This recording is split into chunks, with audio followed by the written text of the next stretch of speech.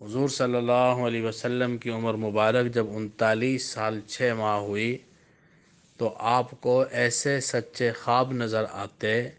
کہ جو کچھ رات میں حالت خواب میں دیکھتے دن کے اجالوں میں وہ حقیقت میں واقع ہو جاتا۔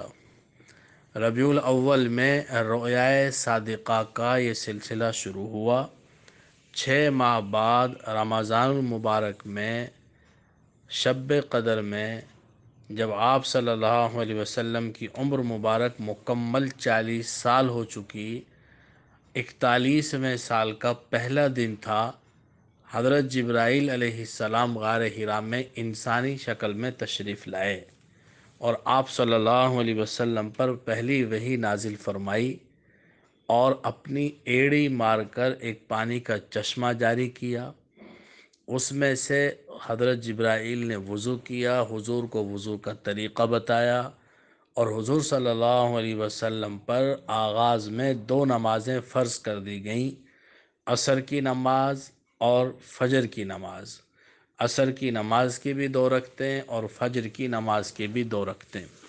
وہاں سے حضور صلی اللہ علیہ وسلم گھر تشریف لائے حضرت خدیجہ رضی اللہ تعالیٰ عنہ کے پاس اور کسی قدر گھبرائے ہوئے تھے۔ جبرائیل علیہ السلام سے پہلی ملاقات تھی، سب کچھ بہت عجیب و غریب تھا اور حضرت خدیجہ سے فرمانے لگے کہ زملونی زملونی، گھر والے بچیاں بھی تھیں اور حضور صلی اللہ علیہ وسلم نے غار حرا کا سارا واقعہ ان کے سامنے بیان فرمایا۔ سب سے پہلی خاتون، سب سے پہلا فرد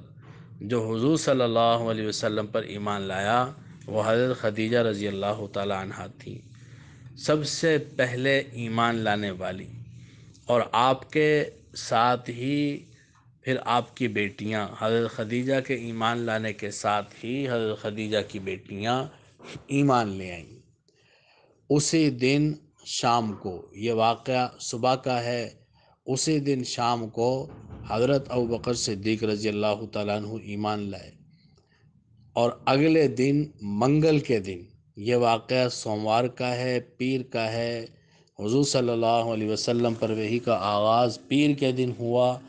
اور حضرت علی المرتضیٰ رضی اللہ تعالیٰ عنہ جن کی عمر اس وقت 10 سال تھی وہ منگل کے روز ایمان لائے۔ حضور صلی اللہ علیہ وسلم پر جب وحی نازل ہوئے 20 دن گزر گئے تو آپ صلی اللہ علیہ وسلم پر جب قرآن کا سلسلہ نزول کا شروع ہو چکا اور 20 دن گزر گئے تو 20 دن کے بعد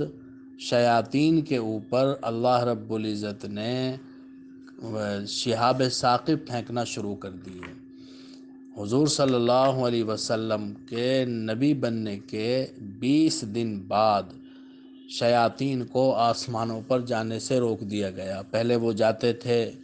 اور خبریں چرا لیا کرتے تھے، فرشتوں کی جو گفتگو ہوتی تھی وہ سن لیا کرتے تھے، نجومیوں کو، کاہنوں کو بتایا کرتے تھے، لیکن قرآن کے نزول کے ٹھیک 20 دن بعد اللہ رب العزت نے ان پر ستارے پھینکنا شروع کر دیے، شہاب ثاقب پھینکنا شروع کر دیے اور ہمیشہ ہمیشہ کے لیے ان کا آسمانوں پر جانا بند کر دیا گیا۔ حضور صلی اللہ علیہ وسلم پر حضرت ابوبکر صدیق رضی اللہ تعالیٰ عنہ جب پیر کی شام کو ایمان لے آئے تو اگلے دن 4-5 بڑے بڑے صحابہ جو بعد میں عشرہ مبشرہ میں شامل ہوئے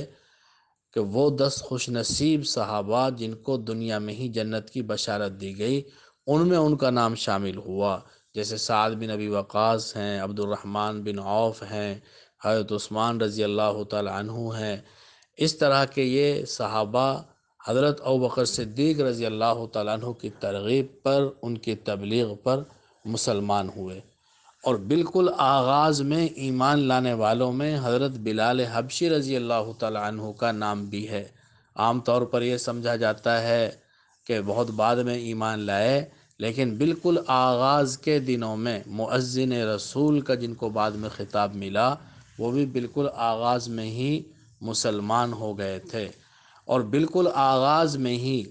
حضور صلی اللہ علیہ وسلم غار حرا میں تشریف فرما تھے، حضرت جبرائیل حضور کے پاس حاضر ہوئے اور عرض کیا کہ اللہ تعالیٰ نے حضرت خدیجہ پر سلام بھیجا ہے، میری طرف سے بھی حضرت خدیجہ کو سلام کہیں اور اللہ کی طرف سے بھی حضرت خدیجہ کو سلام کہیں، اور ان کو جنت میں ایسی جگہ محل کی خوشخبری سنائیں کہ جہاں پر کوئی شور شرابہ نہیں ہوگا۔ حضور علیہ السلام نے جب حضرت جبرائیل اور اللہ رب العزت کا سلام حضرت خدیجہ کو پہنچایا تو انہوں نے کمال بلاغت سے اس کا جواب دیا، فرمانے لگی اللہ السلام ومنہ السلام وعلیک السلام وعلی جبریل السلام وعلی کل من سمع سلام الا الشیطان، کہ اللہ تو سراسر سلامتی ہیں اور انہی کی جانب سے سلامتی ہے، اور آپ پر بھی سلامتی ہو، جبرائیل پر بھی سلامتی ہو، ہر اس انسان پر سلامتی ہو کہ جو یہ سلام سنے سوائے شیطان